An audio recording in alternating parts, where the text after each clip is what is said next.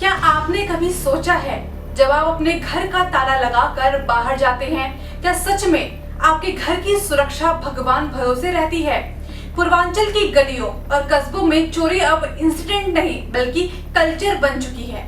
और सबसे बड़ा सवाल ये, क्या सरकारें और पुलिस इस कल्चर को बदलने में सफल हुई है? आज हम इस वीडियो में हर एक किस्म की चोरी का हिसाब खोलेंगे, बाइक से लेकर मंदिर के दान पेटियों तक, खेत से लेकर एटीएम मशीन तक, और बताएंगे साल दर साल, पार्टी दर पार्टी ये ग्राफ कैसे ऊपर चढ़ता जा रहा है। नमस्कार, स्वागत है आपका आरंभ न्यूज में, आपके साथ सुमन। पृष्ठभूमि, पूर्वांचल क्यों संवेदनशील है? उत्तर प्रदेश का पूर्वी हिस्सा जिसे हम पूर्वांचल कहते हैं, इसमें वाराणसी, जौनपुर, गाजीपुर, बलिया, मऊ, आजमगढ़, मिर्जापुर, सुल्तानपुर, प्रयागराज के ग्रामीण क्षेत्र शामिल होते हैं। यहाँ की खासियत, घनी आबादी, छोटे छोटे कस्बे, गांव में आर्थिक असमानता, बेरोजगारी और पुलिस प्रशासन की कमी। यही वजह है कि यहाँ संगठित अपराध और चोरी की घटनाएं हमेशा बढ़ती रहती हैं। 2010 में उत्तर प्रदेश में कुल 25,000 से ज्यादा चोरी के केस दर्ज हुए हैं, जिसमें लगभग 40% पूर्वांचल बेल्ट से जुड़े थे। 2010 से 2015 चोरी का पहला दौर, जिसमें एसपी सरकार थी। सबसे पहले आते हैं वाहन चोरी की ओर। पूर्वांचल में सबसे आसान चोरी बाइक उठाना। 2010 से 2011 में पुलिस रिकॉर्ड कहता है कि सिर्फ वाराणसी और जौनपुर जिले में हर दिन औसत 4 बाइक चोरी होती थी। ये बाइक बाद में बिहार या झारखंड ले जाकर बेच दी जाती थी। 2011 गाजीपुर जिले के सैदपुर थाना क्षेत्र में एक ही रात में 11 बाइक चोरी हुई। 2013 में मऊ जिले में पुलिस ने एक गैंग को पकड़ा जिसने 200 प्लस बाइक चोरी की स्वीकारोक्ति की। सोचिए, सुबह आप खेत पर जाते हैं और वापस आते हैं तो आपका साधन ही गायब है। पुलिस एफआईआर दर्ज तो कर लेती है, लेकिन बाइक कभी वापस नहीं आती। यही था 2010 से 2015 का सच।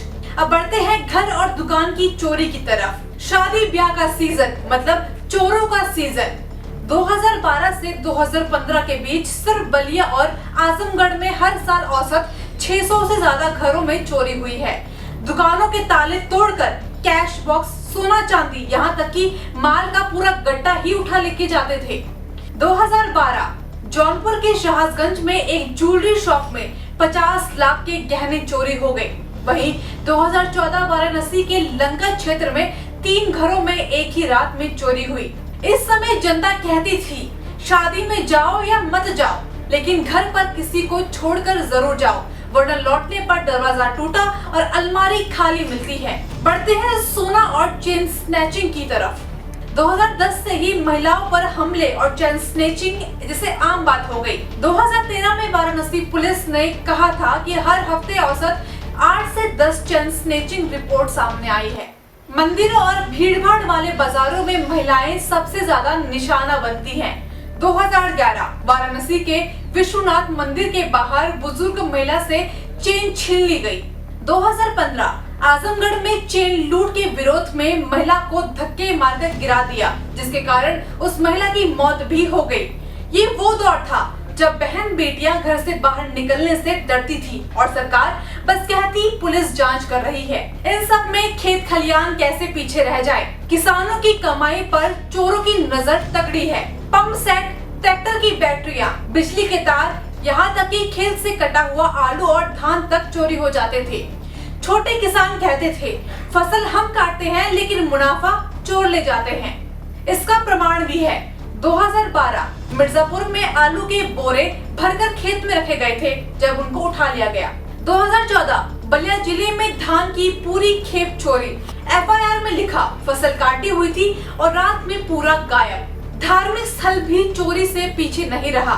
धार्मिक स्थलों में भी चोरी होने लगी। इस दौर में मंदिर, मस्जिदों और मठों में भी चोरी बढ़ गई। दान पेटियां तोड़ना, मूर्तियां चोरी करना जैसे आम खबर बन गई है। इसका प्रमाण 2013 में गाजीपुर में एक मंदिर के 4 प्राचीन मूर्तियां चोरी हो गई। 2015 में आजमगढ़ मस्जिद की दान पेटी तोड़ दी गई। 50,000 गायब। जिस जमीन पर लोग आस्था से सर झुकाते हैं, वहाँ भी चोरों ने हाथ डालना नहीं छोड़ा। और यही वजह थी कि लोग कहते थे अब कुछ भी सुरक्षित नहीं रहा। अब बढ़ते हैं एटीएम और बैंक की चोरी की तरफ। 2010 से 2015 में एटीएम चोरी का ट्रेंड शुरू हो गया। छोटे कस्बे जहां एटीएम बूथ गार्डलेस थे, पूरे मशीन उखाड़ के ले जाए जाते थे। इसका प्रमाण 2014 सुल्तानपुर में एटीएम काट कर 25 लाख चोरी हो गए। 2015 में जौनपुर में एसबीआई एटीएम को तोड़ लिया गया, लाखों कैश गायब। अब होती है साइबर ठगी की एंट्री। 2013 से 2015 में मोबाइल, इंटरनेट और ऑनलाइन बैंकिंग शुरू हुई। इसी के साथ साइबर फ्रॉड भी शुरू हो गया। लोगों को कॉल आते थे, आपका एटीएम बंद हो जाएगा, ओटीपी बताइए और पूरा खाता साफ। इसका प्रमाण 2015 वाराणसी में 25 से ज्यादा लोगों के बैंक अकाउंट से कुल 20 लाख रुपए ठगे गए।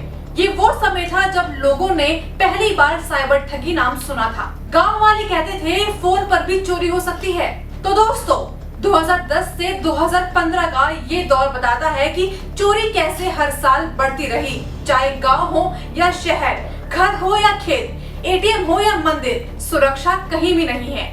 ये था एसपी सरकार का समय। जनता पूछती थी कहाँ है कानून व्यवस्था, लेकिन सरकार कहती थी सब ठीक है, कानून व्यवस्था काबू में है। हमने देखा कि 2010 से 2015 के बीच एसपी सरकार के समय चोरी किस तरीके से बढ़ती गई। बाइक, घर, खेत, यहाँ तक कि मंदिर तक कोई भी जगह सुरक्षित नहीं बची। अब बारी है 2016 से 2022 की, जब योगी आदित्यनाथ की सरकार आई और बीजेपी ने वादा किया गुंडा राज खत्म करेंगे, कानून व्यवस्था मजबूत करेंगे। तो सवाल ये है, क्या वाकई चोरी रुकी या फिर आंकड़े कुछ और ही कहानी कहते हैं? 2016 से 2017 सत्ता परिवर्तन और अपराध का दावा। 2017 विधानसभा चुनाव में बीजेपी का सबसे बड़ा नारा, माफिया राज खत्म करेंगे, यूपी में अपराध शून्य होगा। योगी आदित्यनाथ ने मुख्यमंत्री बनते ही कहा अब यूपी में अपराधियों के लिए कोई जगह नहीं होगी। यूपी में चोरी के कुल केस 58,500 प्लस। इसमें पूर्वांचल का योगदान लगभग 40% यानी 23,000 प्लस केस। मतलब सरकार बदली लेकिन चोरी का ग्राफ नीचे नहीं गया, बल्कि पहले साल ही रिकॉर्ड केस दर्ज हो गए। 2017 से 2018 चोरी की नई तस्वीर सामने आई। शुरुआत करते हैं वाहन की चोरियों से। योगी सरकार ने दावा किया कि पुलिस ने 2017-18 में सक्रिय गश्त बढ़ाई, लेकिन जमीनी रिपोर्ट कहती है कि वाहन चोरी में 20% की बढ़ोतरी हुई है। इसका प्रमाण 2018 वाराणसी में हर महीने औसत 300 बाइक चोरी की रिपोर्ट सामने आई। प्रयागराज में 2018 में कुल 1,200 वाहन चोरी केस दर्ज हुए। बढ़ते हैं एटीएम और बैंक की लूट की तरफ। 2017 के बाद एटीएम तोड़ने के केस तेज हो गए। चोर गैस कटर या पूरी मशीन उखाड़ ले जाते थे। इसका प्रमाण है 2018 आजमगढ़ में एसबीआई एटीएम ने 25 लाख रुपए गायब हुए। 2019 बलिया में एटीएम को जेसीबी से उखाड़ कर ले जाया गया। एटीएम चोरी अब इतनी आम बात हो गई कि लोग कहने लगे कि एटीएम में पैसा है या नहीं ये तो भगवान जाने, लेकिन मशीन है या नहीं ये भी पक्का नहीं। दुकान और घर की चोरियों की बात करते हैं। शादी के सीजन में चोरी का पैटर्न बिल्कुल भी नहीं बदला। 2018 और 19 में सिर्फ मऊ और जौनपुर में 2000 प्लस घरों पर चोरी हुई। 2019 में मिर्जापुर में एक रात में 5 दुकानों से 15 लाख माल चोरी हो गए। गाजीपुर में एक ही मोहल्ले के 3 घरों के ताले तोड़ दिए गए। बात करते हैं धार्मिक स्थलों की, तो मंदिर और मठों में चोरी बढ़ने लगी। मूर्ति, तस्वीरें गायब होने लगी। इसका प्रमाण है 2018 वाराणसी में प्राचीन शिवलिंग चोरी हो गया। 2020 में बलिया के प्रसिद्ध हनुमान मंदिर की दान पेटी तोड़ दी गई। खेत खलिहानों का भी वही हाल रहा।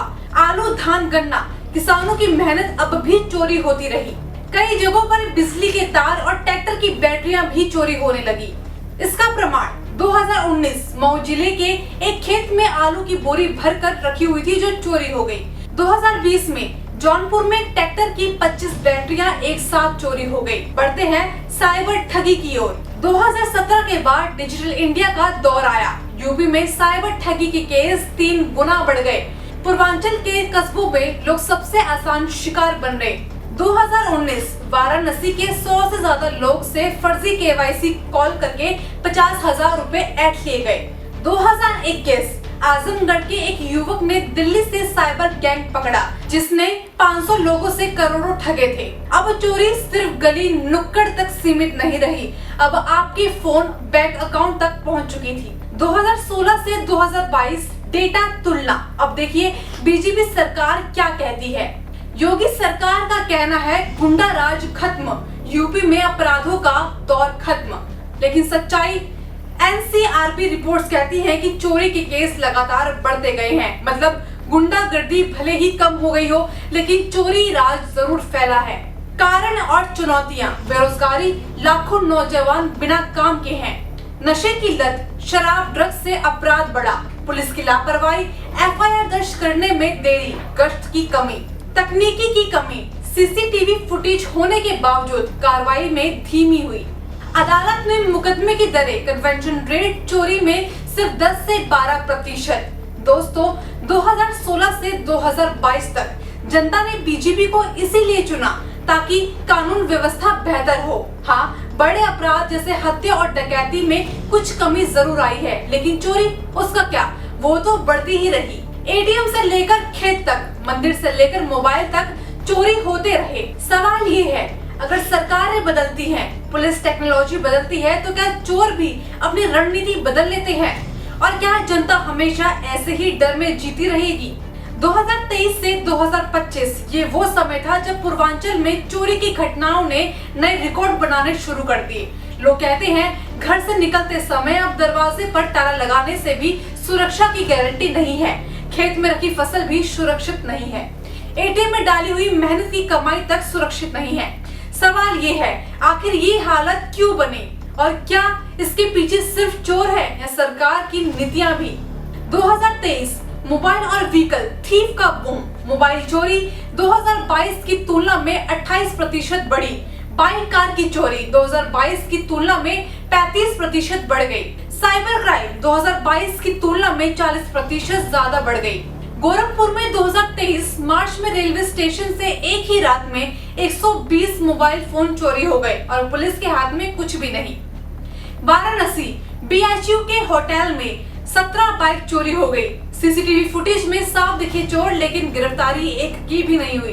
एसपी ने कहा ये राम राज्य नहीं चोर राज्य है, तो वहीं बीजेपी ने इसका जवाब दिया अपराध कम हो रहे हैं, विपक्ष सिर्फ अफवाह फैला रही है। 2024 साइबर और घर दुकान चोरी का साल।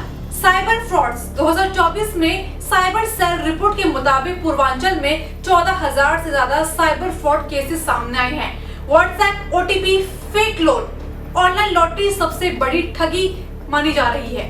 बलिया में 2024 जनवरी से जून तक 600 से ज्यादा एफआईआर दर्ज हुए हैं। मऊ में 2 महीने में 80 दुकानें तोड़ दी गई। बैंक और ATM case. Azamgarh SBI ATM को गैस कटर से काटकर 27 लाख रुपए चोरी हो गए। जौनपुर पीएनबी बैंक में रातों रात घुसकर 3 करोड़ की ज्वेलरी और कैश गायब हुआ। कांग्रेस कहती है कि बीजेपी ने पुलिस को सिर्फ चुनाव कराने के लिए रखा हुआ है। वहीं बीजेपी कहती है यूपी में सबसे तेजी से एफआईआर दर्ज हो रही हैं, अपराधी जेल में हैं। मोबाइल चोरी 2023 से लगभग 50% ज्यादा। वाहन चोरी 2023 से लगभग 60% ज्यादा। गोरखपुर 2025 जून में एक ही गांव से 3 दिन में 35 भैंसें चोरी हो गई। वाराणसी कैंट एरिया में एक हफ्ते में 30 से ज्यादा स्कूटी चोरी। बलिया गहनों की दुकान से 5 करोड़ की चोरी, सीसीटीवी फुटेज बंद मिला। रामनगरी अयोध्या रात का सन्नाटा और अचानक आसमान में मंडराती रहस्यमय रोशनी। लोग दहशत में हैं, सवाल उठा रहे हैं, क्या ये कोई नई साजिश है या फिर महज एक इत्तेफाक? रिपोर्ट्स कहती है सहारनपुर, गोंडा और बस्ती के बाद अब अयोध्या में भी ड्रोन जैसी लाइटें दिखाई दे रही हैं। ग्रामीणों को दावा ये किसी अपराध की तैयारी हो सकती है। पुलिस का बयान सामने आया, उन्होंने कहा रात्रि गश्त बढ़ाई गई, बैठकों का आयोजन किया गया। कहा ये एयरपोर्ट से गुजरते हुए विमान की लाइट है, ड्रोन नहीं। अयोध्या कैंट थाना क्षेत्र में सीसीटीवी फुटेज में रहस्यमयी ऑब्जेक्ट कैद हुआ, लेकिन स्थानीय प्रभारी ने इसे एक अफवाह करार दिया। जनता की चिंता, अगर सच में ड्रोन है तो क्या अपराधी कोई बड़ी साजिश कर रहा है? अयोध्या जैसी धार्मिक नगरी में षड्यंत्र का डर और बढ़ रहा है।